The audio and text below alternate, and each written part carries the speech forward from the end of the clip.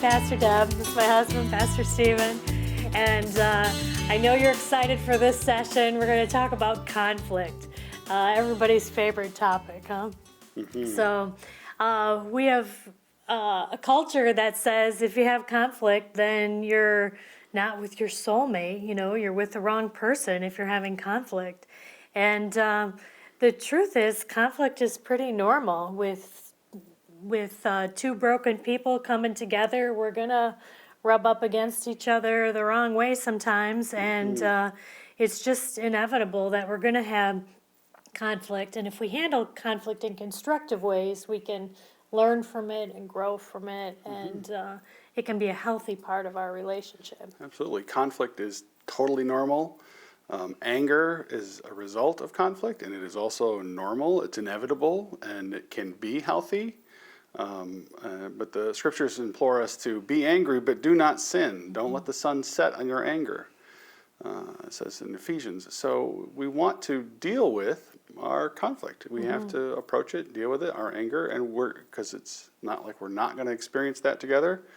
Two broken people can't not have conflicts and not experience anger together. There's a couple of ways you could experience anger, and one way is to sort of we call it the rhino. Charging in with your anger. Where you put your head down and put your horns forward and charge forward and barrel into whatever's in your way. And this can be a really, it's great to be direct about what you're upset about, but when you're charging like a rhino, you're not really listening to the way the other person is feeling, and when we are reactionary and charge in, we can really hurt the other person in lots of ways. So it's important to have control over our anger so that the way that we're handling conflict is really constructive. The other way of managing anger is that hedgehog, that rolling up and hiding from our anger. Many of us come from cultural expressions of anger that, anger's bad, and so we don't want to, talk about things we're upset about. We hide our conflict and hope it'll go away, but inside, that can be really damaging, that we wind up holding on to that anger, and it comes out as all kinds of things. It can be depression, it can keep us from sleep, it can, suppress our appetite, and there's lots of ways that anger comes out, and so just holding it in isn't healthy. We need to learn how to express it in ways that are constructive. And sometimes when a hedgehog sort of rolls up and hides all their anger inside and doesn't want to show their emotions, eventually it comes to a point where they explode and they turn into rhinos, and you completely lose your temper and scream and yell, and then explosive. Both of those are extremes that aren't healthy. Not dealing with your anger and dealing explosively with your anger. It's much more appropriate to deal with it directly and calmly and simply as you can. Which is easier said than done. It is easier said than done because it's very emotional. And it's helpful to understand that anger is a secondary emotion. Anger always proceeds out of something else, usually some kind of threat. So anger itself is a reaction to feeling hurt, to feeling threatened, to feeling like you're in trouble or there's a problem. So it's often helpful to look past the anger and wonder, what is it that's bothering me? What is it that's getting me excited right now? What is it that I'm upset about? And start to wonder what's going on underneath the surface. Yeah, because if we can explore what's happening underneath the anger, we can have a whole lot better idea of how to deal with it. Anger in itself says, this is something that I care about. This is something that is important to me. And to figure out why that thing is important is super helpful, because we can keep fighting about, whether the Brita pitcher got refilled or whether the trash got taken out. But if we look underneath it, we can gain a lot of insight. Scott Stanley wrote a really good book that has a whole section in it on underlying issues. And I think Stanley's underlying issues really help to kind of see what's brewing underneath. One of the underlying issues is talking about power. So when you're having conflict, it's about whether you feel like you have a sense of control. So when you're fighting about the checkbook, is it, the other person has all the control, or money's not being spent on things that show, that you have some control or have a say in things. So if you have a conflict and you're both angry, one of the things that you could be actually fighting about underneath the surface is, a sense of injustice that I don't have enough control in this situation. And anger itself is an expression of self-value. So it's positive because you were made in God's image and injustice shouldn't be happening to you. But it can also be an expression of self-overvalue, where it's like, I should have all the control, no one should ever challenge me. That's also not a healthy perspective. So wondering whether or not power is one example of an underlying issue that if you're fighting about the checkbook, or who sets the agenda for your holiday vacation, or where you're going to go on the holidays, those can all be about sharing power. Another one is about caring. The question there is, do you have my interest at heart? Do you really care about me? So if you're fighting about forgetting to take home the milk, or not noticing that the dishes are still dirty and the trash is still waiting, or the laundry isn't done, or the car isn't filled up, all these sort of chore things. If you're fighting about these things, they're not about those things. It's about feeling cared for, feeling seen, feeling like your spouse has got your interests at heart. Yeah, so another one from Scott Stanley's book, The Lasting Promise, is recognition, and that's about whether you're valued.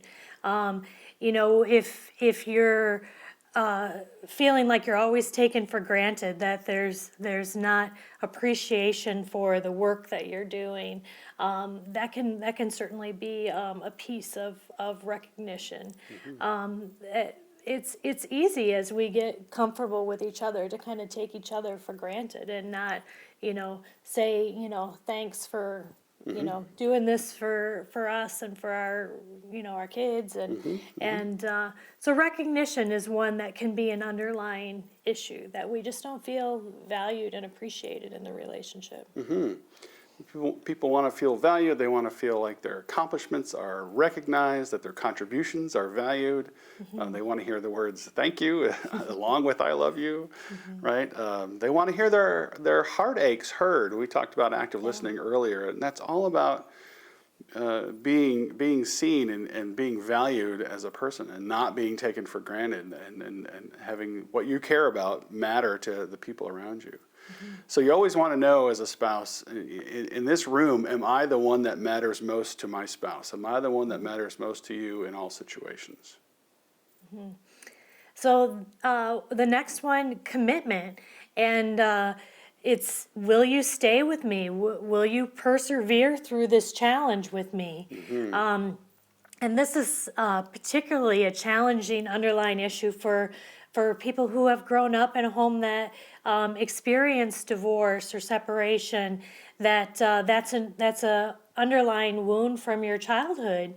That you're always wondering, is this conflict going to be where your relationship dissolves or struggles? And so you're always trying to test the level of commitment of your spouse, or whether they're really invested and they're really going to stay with you and commit with you. Right. It's a sensitivity to a sense of, are you investing here with me, or are you investing somewhere else? Are you facing our problems with me, or are you trying to run away from all of our problems and go somewhere else? Are you longing or fantasizing about being somewhere else, or being with someone better, or and it's a fear of abandonment, of being lost, of being left behind. So the next one is about integrity, and that's about Can I trust you? Marriage is this deeply trusting relationship where we're leaning on each other. And when there's secrets in a relationship, that trust gets undermined. Because our relationships can survive all manner of challenges, but secrets undermines that sense of trust, and then we question the integrity of our spouse. So we want to be able to be so comfortable with one another that we can be emotionally vulnerable and naked with each other, that we can feel comfortable with sharing the intimate things on our heart. Another one is acceptance. And the question there is, am I good enough? Am I good enough for you? Will you accept me? Will you love me when you really know me? We talked about falling in love with an image of somebody, but you also know that someone else is falling in love with an image of you. If they get to know the real you, will I still be good enough? Will I still be accepted? And will I still feel like, you love me? I'm good enough for you. I get the job done, or that I'm the person you want to be with. Will you affirm me in my appearance and my presence? Will you affirm just being with me because you love me? That's a fundamental underlying issue, is a fear of not being accepted.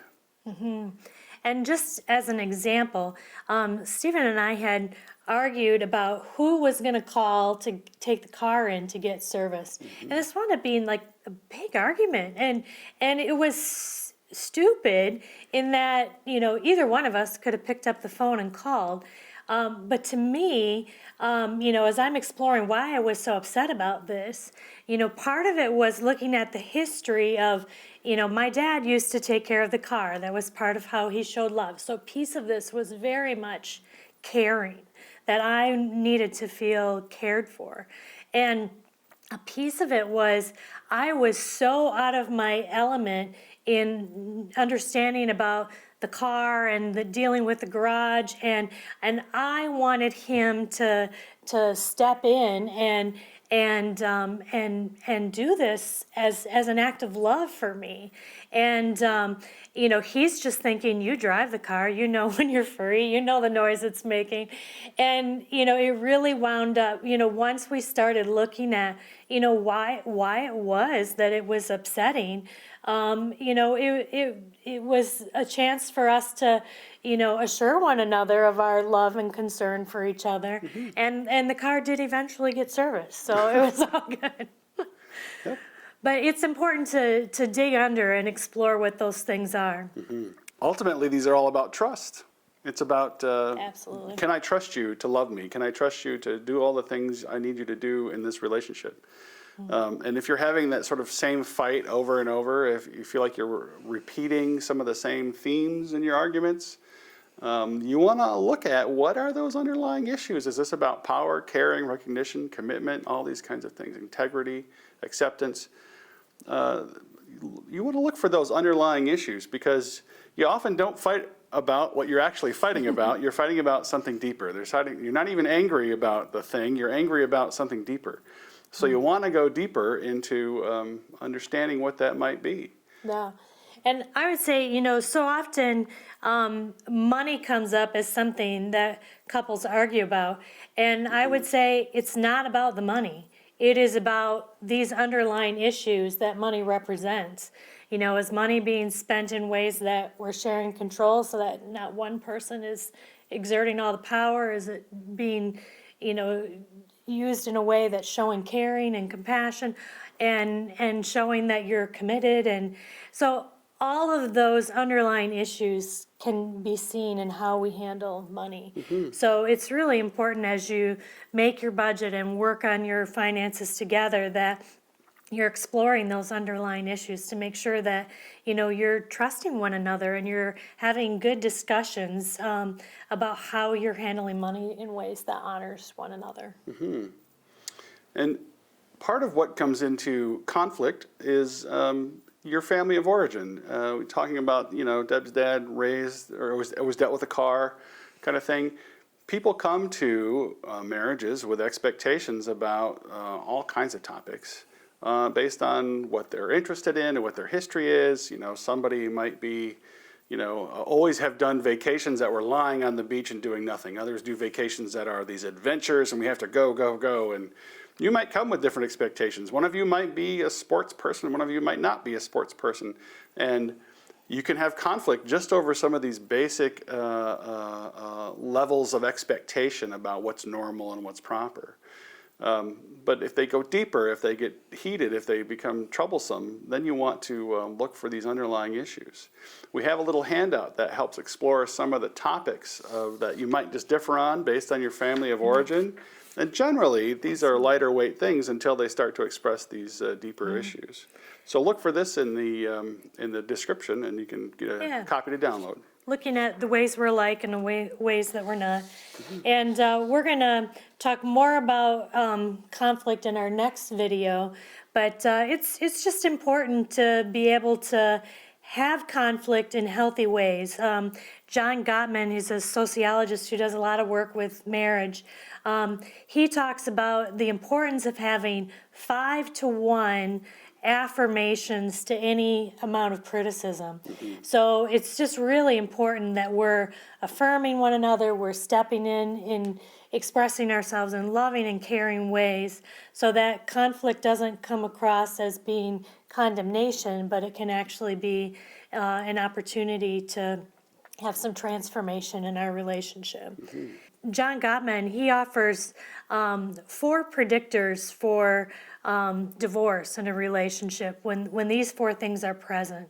And the first one is criticism, and that's just just a constant assassination of character, just constantly belittling. When criticism is present, it's really undermining our sense of self-worth. And that's criticism of the person. It's really like name calling, of talking about somebody as if they're stupid, they're ugly, they're not competent.